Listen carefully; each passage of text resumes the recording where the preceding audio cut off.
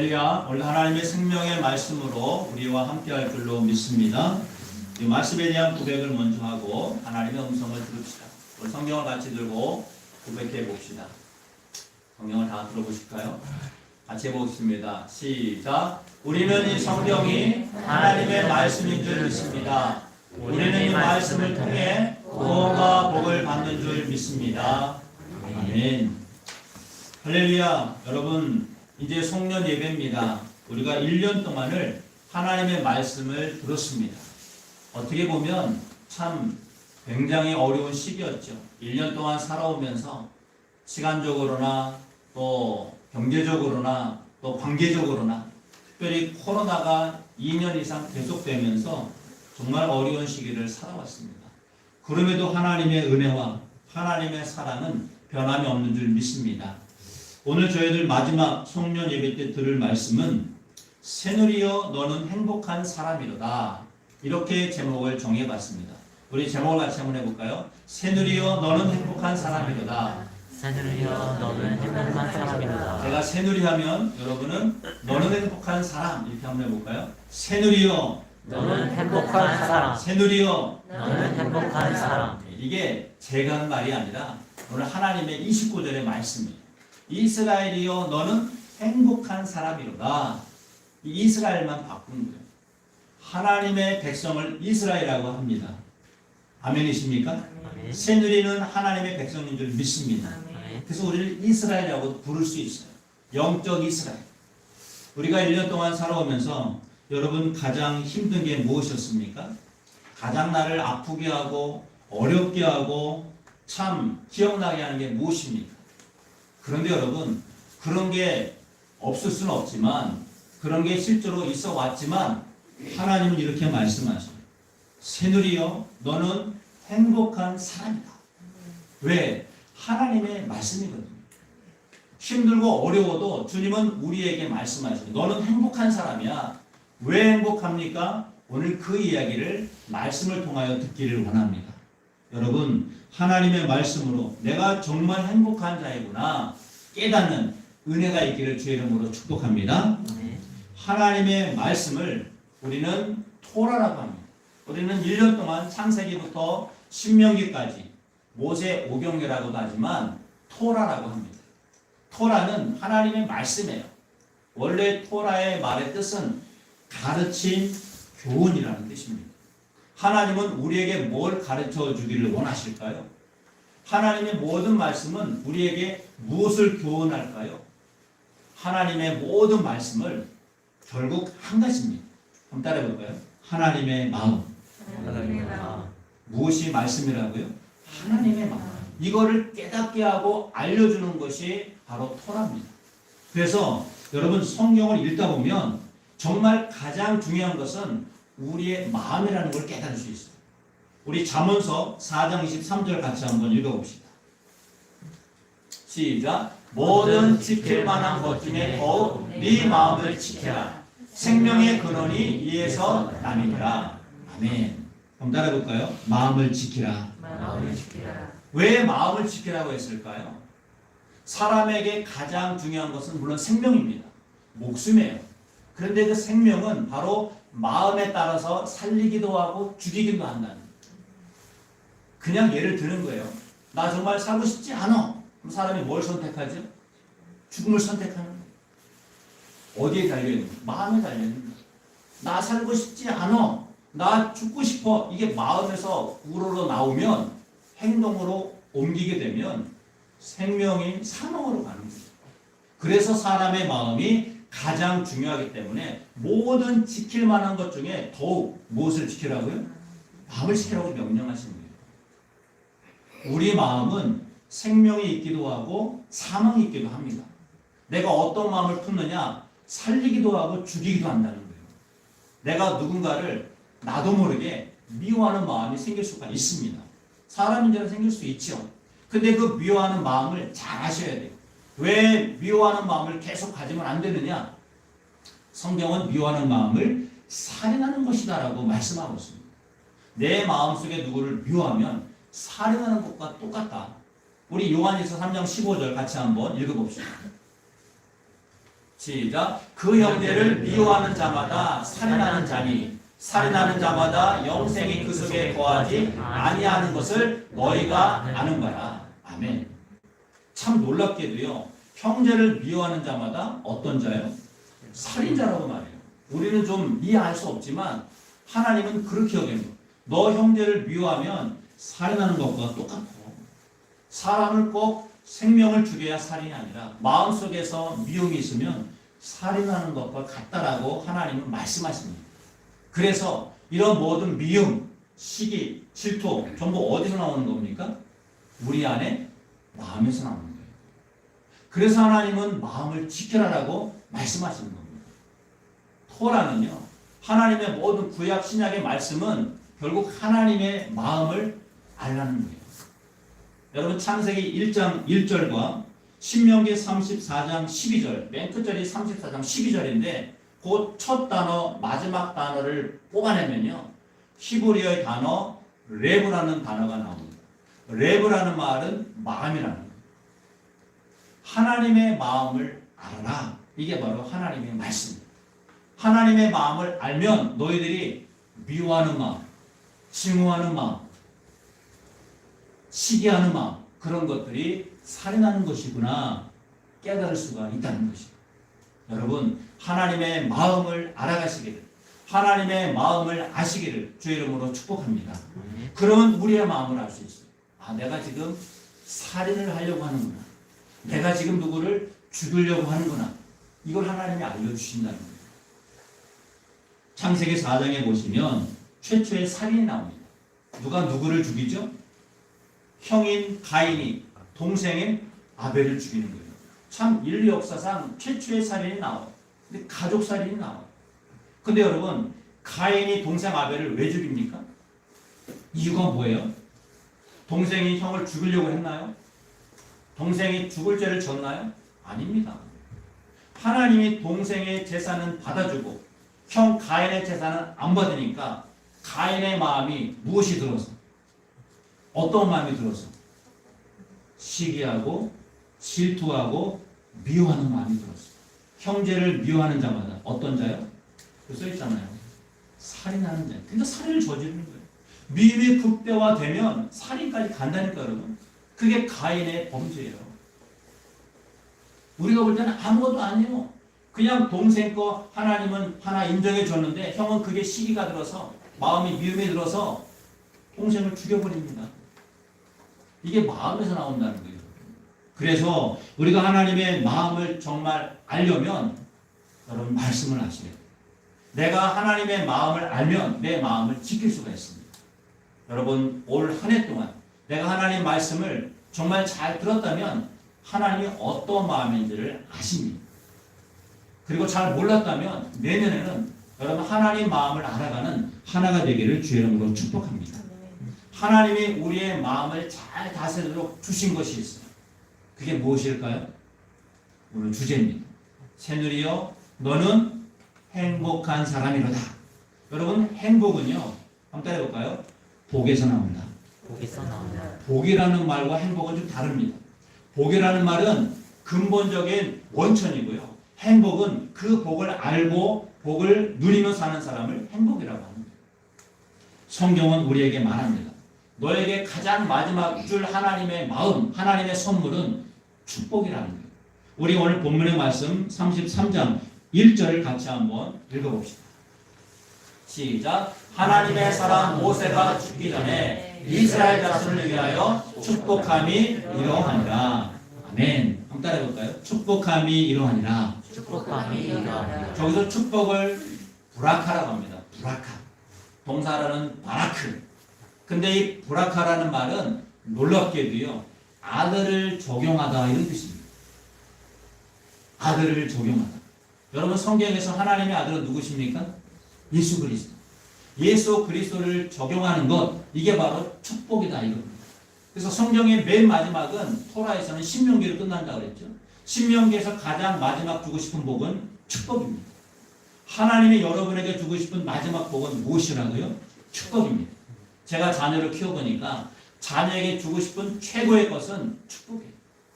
근데 문제는 그 복이 뭔지를 알아야 됩니다. 때로는 자녀들은 돈을 많이 주었으면, 좋은 직장에 들어갔으면, 건강한 몸을 가지고 열심히 일을 했으면 좋겠습니다. 다 축복이에요. 근데 여러분, 그런 것들은 복들이고요. 진짜 축복은 한 가지밖에 없습니다.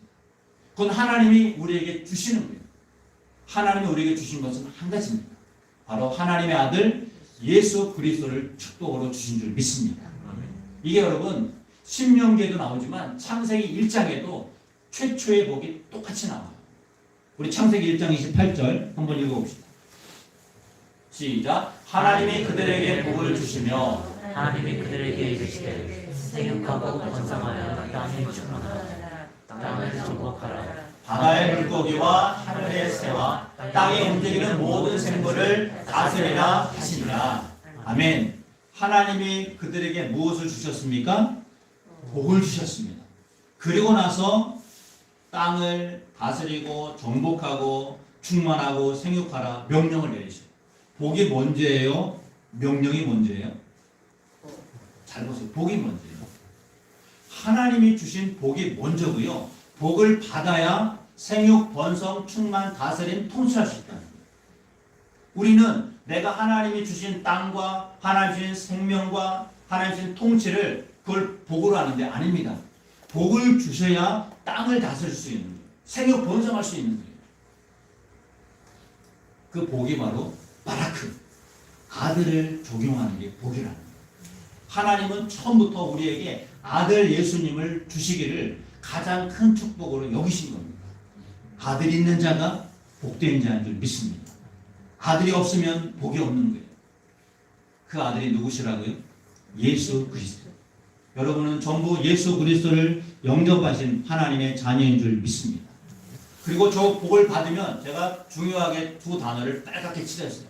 어떤 단어입니까? 땅. 성경에서 땅은 무엇을 의미한다고 그랬습니까? 우리 안에 있는 마음. 여러분, 마음이요, 생육, 번성, 그리고 정복, 충만, 다스림은 복이 있어야 할 수 있다는 거예요. 내 마음을 내가 다스리기 원한다면, 내 마음의 생명을 나기를 원한다면 무엇을 받아야 한다고요? 복을 받아야 돼요. 내 스스로 지킬 수가 없습니다. 다시 말씀드리지만 하나님의 복이 있어야 내 마음을 지킬 수 있는 거예요. 여러분, 하나님의 아들 예수 그리스도 그 복을 받아 누리시기를 주의 이름으로 축복합니다. 특별히 청년 청소년들에게는 정말 그 복을 먼저 알아야 결혼 생활도 여러분 잘할 수 있습니다. 우리 청년 청소년들이 배우자를 선택할 때 일반적인 기준이 뭐냐면 외모의 사실, 외적인 거예요. 이쁘냐, 잘생겼냐, 돈을 많이 가졌느냐, 좋은 직장에 다니느냐. 근데 여러분, 성경에서는 결혼의 배우자의 조건을 그런 걸로 말하지 않습니다.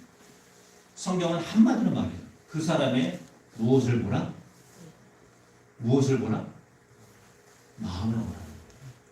그 사람이 어떤 마음을 가진 사람인지. 저 사람과 내가 함께 살면 내가 정말 마음을 서로 나누는데 불편함이 없을 정도로 저 사람의 마음을 내가 받아들일 수 있는지, 내 마음을 전해도 괜찮은지 마음을 보라는 거예요. 마음을 보면요, 그 다음에 외적인 것들은 따라오는 겁니다. 근데 우리는 그 마음보다는, 중심보다는 겉을 보려고 해요. 보여지는 겁니다. 사랑하는 청년 청소년 여러분, 그 사람의 마음을 보시기를 축복합니다. 그 여인의 마음, 여자의 마음이 어떤지를 아셔야 돼요. 정말 이쁘고 건강하고 잘생기고 돈이 많은 사람 중에도 그 마음이 하나님의 마음과 같지 않은 사람이 많아요. 반대로 내가 볼 땐 별로 없고 가진 것도 없고 못 배운 것 같은데 그 마음이 정말 하나님의 마음을 가진 사람이 있습니다. 그럼 누굴 선택해야 됩니까? 마음을 봐야 돼요. 외모를 봐야 돼요. 주님은 마음을 보라는 거예요. 여러분, 마음을 보면 절대로 결혼 실패하지 않습니다. 근데 마음이 아니라 외적인 것을 보면 반드시 그 하나 외적인 것 때문에 언젠가는 큰 고난이 닥쳐올 수가 있어요. 다시 한번 부탁합니다. 청년, 청소년, 장년 여러분들도 앞으로 살아갈 날이 얼마 남았지 모르겠지만 그 사람의 마음을 보시기를 축복합니다. 하나님은 사람의 무엇을 보신다고요? 중심을 보신다고 했어요. 마음을 보신다고 했어요. 그럼 우리도 똑같이 마음을 봐요.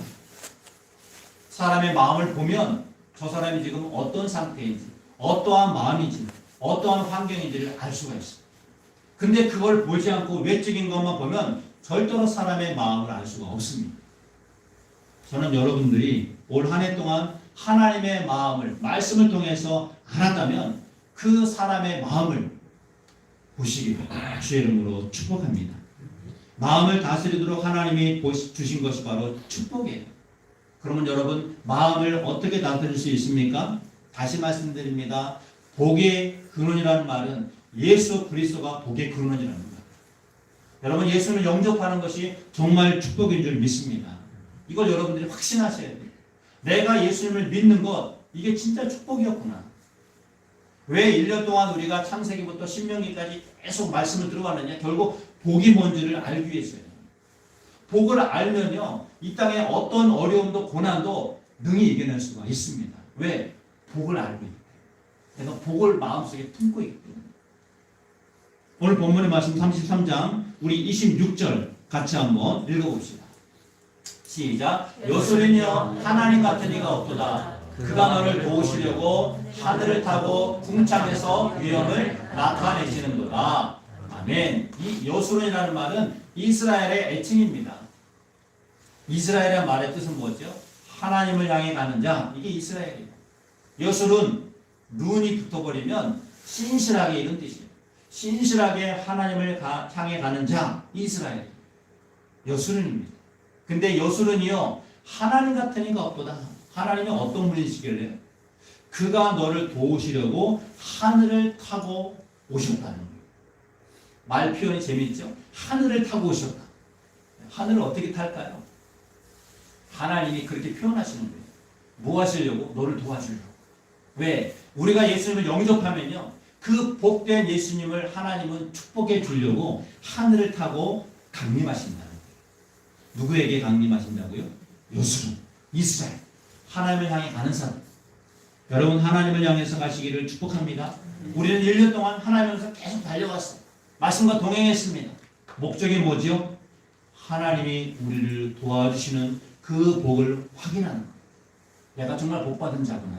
내가 정말 복된 자구나. 그래서 신약에 오면 이 요술은요 그가 너를 도우시려고 하늘을 타고 오셨다는 말을 한 단어로 표현했어요.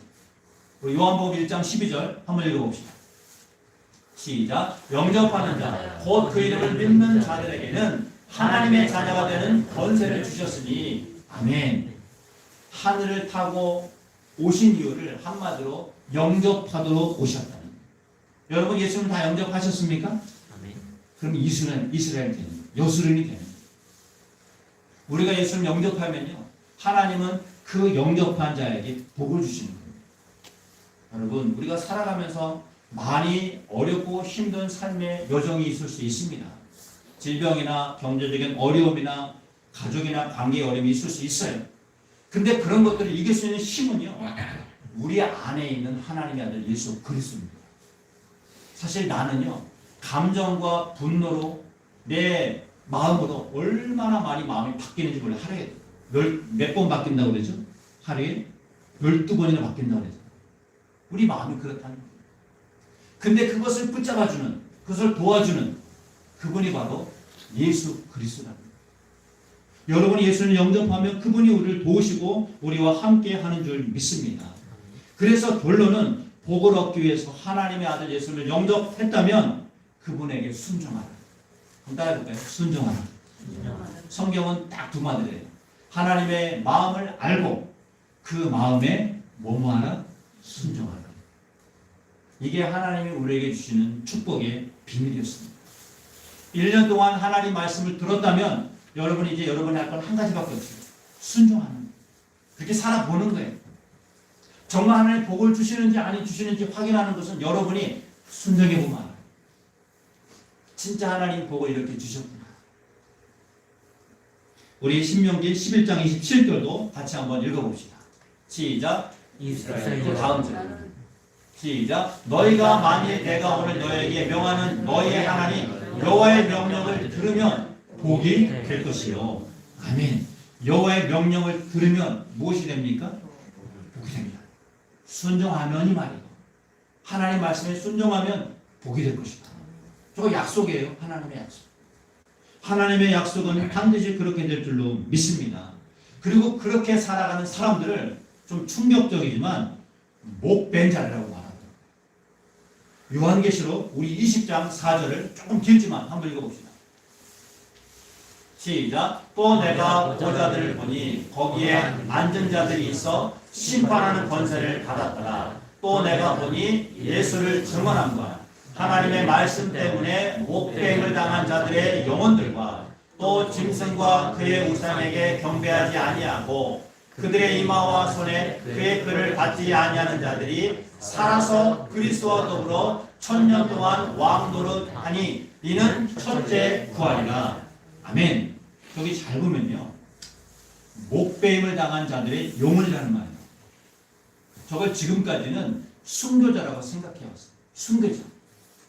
여러분, 이슬람이나 동남아 혹은 중동에 가보면 이슬람 사람들이 참수형을 할 때가 있어요. 그때 쓰는 말이 목배인다라는 말이에요. 물론 문자적으로는 참수가 맞아요. 그런데 영적인 의미는 뭐냐?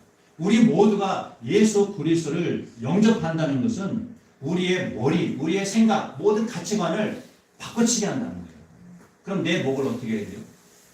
베어야 돼요. 문자적인 말이 아닙니다. 내 목을 베어내고 누구의 머리를 갖다 세우는 겁니까? 예수님 머리를 바꿔치게 하는 거예요. 그게 목배임을 받는 자들의 영혼, 이런 뜻입니다. 그러니까 예수를 영접했다는 것은 이제는 생각과 가치관과 나의 모든 머리가 예수님 것으로 바꿔진 자라는 거예요. 여러분의 머리로 계속 살아가겠다고 하면 우리는 아직까지도 복된 예수님을 주님으로 모시지 않는 겁니다. 생각이 바뀌었다는 것은 내 육신의 목배임을 당했다는 거예요. 내 생각으로, 내 경험으로 이제 살지 않겠다는 거예요. 그거를 바로 복된 자다라고 말하는 겁니다. 그런 사람들에게 첫째 부활이 일어나는 거예요. 우리는 아직 부활이 안 일어났습니다. 왜? 아직도 우리가 목배임을 당할 만큼 예수님이 우리의 머리로, 나의 주인으로 우리가 인정하지 않는다는 거예요. 완전한 예수님이 우리의 주인 되어버리면 첫째 부활이 일어나요. 그리고 첫째 부활이 일어난 자들에게 둘째 부활이 일어납니다. 그 둘째 부활을 영생이라고 합니다. 사랑하는 성도 여러분, 첫째 부활에 들어가시기를 주님으로 축복합니다. 이러한 자들이 행복한 자랍니다. 어떤 자가 행복한 자리라고요? 하나님의 말씀을 순종하고 예수 그리스도를 내 머리로 바꾼 사람. 그게 행복한 자랍니다. 미국의 유명한 최재동이라고 하는 심리 분석관이라는 사람이 왜 한국 사람들은 자살률이 높을까 연구를 해봤대요. 여러분, 인구 10만 명당 한국의 자살률이 1인데 33.3명이래요. 10만 명당 33명이 자살한대요. 우리나라에. 1년에. 그리고 노인들은 79명. 1년 동안. 10만 명당. 가장 최고의 수치가 한국입니다. 노인율, 그 다음에 청소년 자살률이 한국이 최고랍니다.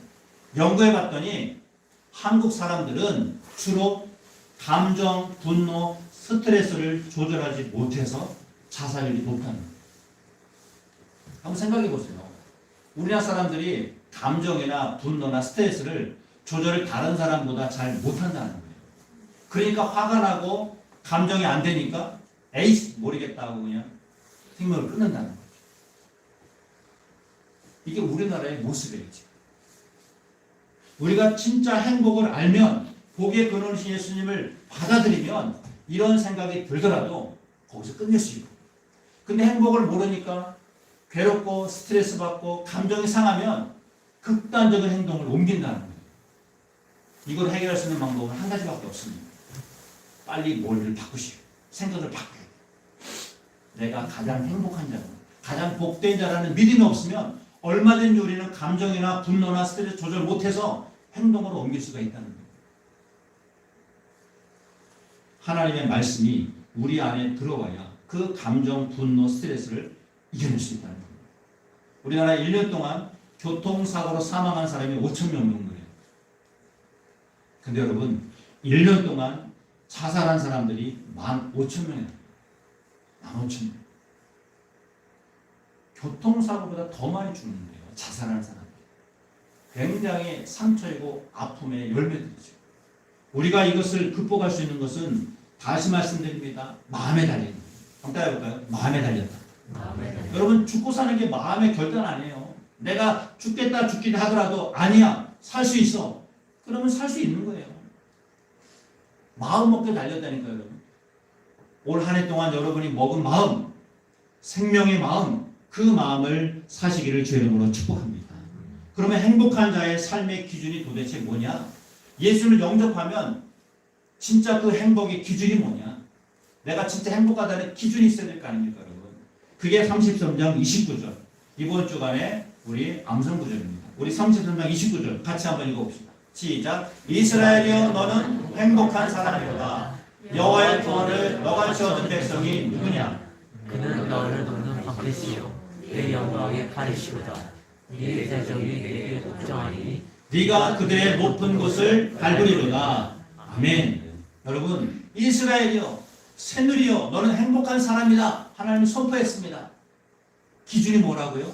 첫 번째 기준은요, 하나님의 아들 예수 그리스도를 구원자의 힘을 믿느냐, 이게 기준이에요. 예수님이 여러분의 구원자라는 것을 믿으십니까? 이 기준이에요. 내가 행복한 자인지 불행한 자인지. 거기 34장 29절에서 여호와의 구원을 너같이 얻은 백성이 누구냐? 없다는 거예요. 하나님의 말씀을 듣고 예수를 영접한 사람은 구원을 받은 백성인데 이 세상에 그들이 누가 있느냐? 그리스도밖에 없습니다. 크리스천밖에 없습니다. 진짜 여러분 구원을 주시는 분은 예수님이라고 믿습니까? 이게 변함없으셔야 돼요, 여러분. 상황과 조건이 바뀌어도 예수 외에는 구원자가 없다. 나를 살리고 생명을 주고 영원한 하나님 나라를 인도하시는 분은 예수 그리스도 외에는 없습니다. 이 고백이 분명한 사람, 그가 하나님의 행복한 기준이 된다는 거예요. 한 의사가 여러분 시체의 온도가 몇 도나 되는지 아십니까? 라는 글을 썼더라고요. 여러분 시체의 온도가 몇 도인지 아세요? 저도 생각해 본 적이 없어요. 시체의 온도는요, 그 방의 온도가 똑같아요. 그 실내의 온도. 실내가 영상 20도면 시체 온도는 20도가 되고요. 영하 20도면 시체 온도가 영하 20도라는 거예요. 왜 그럴까요? 시체는 뭐가 없습니까? 생명이 없어요. 생명이 없으니까 환경과 상황에 따라 똑같아진다는 거예요. 추우면 추워지고 더우면 더워지고. 근데 사람은요, 생명 있는 사람은 아무리 추워도 신체의 온도가 거의 바뀌지 않는다. 아무리 더워도 신체 온도가 크게 차이가 안 난다. 무엇이 있으니까요? 생명이 있습니다. 여러분 이 생명이 있어야 됩니다. 육신의 생명이 아니라 예수 그리스도가 구원자라는 분명한 생명, 이 믿음이 있어야 된다는 거예요. 이게 행복한 자의 기준이에요. 내가 아무리 힘들고 어려운 상황이라 할지라도 나는 생명이 변함이 없어. 나는 예수 그리스도가 구원자라는 믿음의 변함이 없어. 그런 사람이 진짜 행복한 사람이라 하는 것입니다. 상황과 환경에 변화되는 사람이 아닌 거예요. 그러나 생명이 없는 자는, 예수 그리스도가 구원자라고 믿지 못하는 사람은 상황과 환경에 따라 바뀌는 거예요. 그 속에 흡수되는 겁니다. 시체는 여러분 환경과 상황의 온도가 똑같아진다니까. 여러분 살아있는 자입니까? 죽은 자입니까? 우린 살아있는 자예요. 그렇다면 상황과 환경을 이기게 하시는 예수 그리스도를 날마다 구원의 주님으로 영접하시고 믿고 의지하며 살아가시기를 주의 이름으로 축복합니다. 두 번째는요, 하나님이 너의 도움이시는지를 확신하냐. 하나님이 우리를 도우시는지. 우리 29절 다시 한번 읽어봅시다. 이스라엘이여 너는 행복한 사람이로다. 여호와의 구원을 너같이 얻은 백성이 누구냐? 그는 너를 돕는 방패시요 네 영광이 칼이시로다. 네 대적이 내게 복종하리니 네가 그들의 높은 곳을 밟으리로다. 아멘. 두 번째 행복한 자의 기준은요, 그는 너를 돕는 방패요 네 영광의 칼이시다. 이걸 확신하니. 여러분 하나님이 여러분을 반드시 도우신다고 믿습니까? 상황과 조건에 관계없이, 나의 믿음과 감정에 관계없이 하나님이 도우시는 분이라는 믿음이 있으십니까? 그럼 행복한 자랍니다. 제가 어릴 때요, 어제도 말씀했죠. 제가 무엇을 먹고 살아야지 고민해 본 적이 없어요. 왜? 다 누가 공급해 주니까. 부모님이. 부모님은 당연히 자녀에게 공급해 줘요. 주원이가 나가서 아르바이트 주유소에서 기름을 필요가 없어요. 주원아, 걱정하지 않아요. 다 부모님이 해결해 줍니다. 근데요, 내가 그것을 믿어야 된다. 확신해야 돼. 하나님이 여러분들에게 도와주실 거야. 걱정하지 마. 내가 너와 함께 있어. 이 믿음을 가지고 있어야 된다. 이러한 사람을 행복한 사람이다 라고 말하는 겁니다. 특별히 방패라는 말은요, 믿음이라는 말. 에베소 6장 19절에 가보시면, 16절에 가보시면 믿음에 무엇을 가져라? 방패를 가져라. 여러분 안에 하나님 나를 도와주시겠다는 믿음, 이걸 가지고 있으면 여러분은 행복한 사람인 줄 믿습니다. 칼이라는 말은 에베소 6장 17절에 가보면 하나님의 말씀에 검을 가져라. 검을 칼이라고 하는 겁니다. 말씀을. 하나님의 말씀을, 약속을 믿으면 그 사람은 행복한 자라는 겁니다. 여러분, 상황과 조건이 아무리 코로나가 우리의 상황을 어렵게 한다 할지라도 하나님의 말씀의 검과 믿음의 방패를 가지시면 우리는 행복한 자인 줄 믿습니다. 이 믿음을 가지시라는 올해 우리 교회, 새누리교회 표가 말씀과 동행하는 교회였어요. 여러분, 하나님 말씀을 정말 신뢰하고 동행하고 살아왔다면 따라합시다. 새누리는 행복한 교회다. 여러분 믿으십시오. 환경과 상황이 나를 행복하게 하는 게 아니에요. 내가 내 안에 계신 예수 그리스도를 말미암아 행복해지는 겁니다. 말씀을 의지하고 신뢰할 때, 믿음을 가질 때 내가 행복해지는 거예요. 밖에서 찾지 말고 여러분 안에서 찾으셔야 돼요. 내 안에 누가 계시다고요? 하나님의 아들 예수 그리스도. 그분 나의 행복의 능력이고 주님을 고백하고 살아가시기를 축복합니다. 세 번째는요, 내 대적을 복종시키고 있느냐 하는 거예요. 저 끝절에 보시면 네 대적이 내게 복종하니 네가 그들의 높은 것을 밟으리로다. 여러분, 대적이 뭡니까? 제가 전에도 말씀했어요. 여러분의 대적은 누구예요? 우리의 원수는 누구죠? 저기서 대적이라는 말은 내 안에 있는 이기심, 시기, 질투, 자기의, 바로 내 안에 있는 자아를 대적이라고 하는 거예요. 그것이 여러분들을 계속 힘들고 어렵게 합니다. 나 행복할 수 없으면 어떡하지? 나 굶으면 어떡하지? 나 직장에서 잘리면 어떡하지? 나 인정 못 받으면 어떡하지? 나 살 수 없으면 어떡하지? 전부 나. 그 나가 뭐라니까요? 그 대적이라는 거예요. 여러분 밖에 원수가 있는 게 아니라 여러분 안에 원수가 있는 거예요. 예를 들어 여러분을 누군가 미워했다고 칩시다. 그럼 그 미워하는 사람이 여러분을 죽일 수 있습니까? 아니요. 내가 나를 죽인다니까. 미워하는 자마다 뭐하는 자라고요? 살인하는 자예요. 그 사람이 나를 죽이는 게 아니라 내 마음의 미움이 나를 죽이는 거예요. 그래서 여러분의 대적은 여러분 안에 있는 나의 인생을, 내 목적을, 내 뜻을, 내 원대로 마음대로 살고 싶은 그 마음, 그 자아를 대적이라고 하는 것입니다. 여러분, 그것을 주님은 명령하셔요. 뭐라고 명령하십니까? 33장 27절에 가보시면 그가 네 앞에서 대적을 쫓으시며 멸하라 하시도다. 멸하라고 명령하시고. 다음 절 한번 읽어볼까요? 시작. 노하기를 더디하는 자는 용사보다 낫고 자기의 마음을 다스리는 자는 성을 빼앗는 자보다 나으니라. 아멘. 한 나라를 정복한 정복자가 있다고 칩시다. 그런 정복자라 할지라도 누가 더 위대하다고요? 마음을 다스리는 자. 여러분, 하나님의 말씀이에요. 용사, 정복자보다 더 위대한 사람은 자기의 마음을 다스리는 자.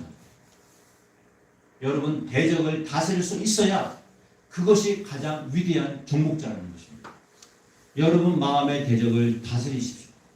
여러분 매일매일 싸워야 대적은, 싸워야 될 원수는 여러분 아내가 아니에요. 남편이 아닙니다. 자식이 아니에요. 부모가 아니에요. 우리는 자꾸 이걸 속아요. 사단에게. 누가 나를 뭐라고 하면 우리는 그 사람이 원수인 줄 알아요.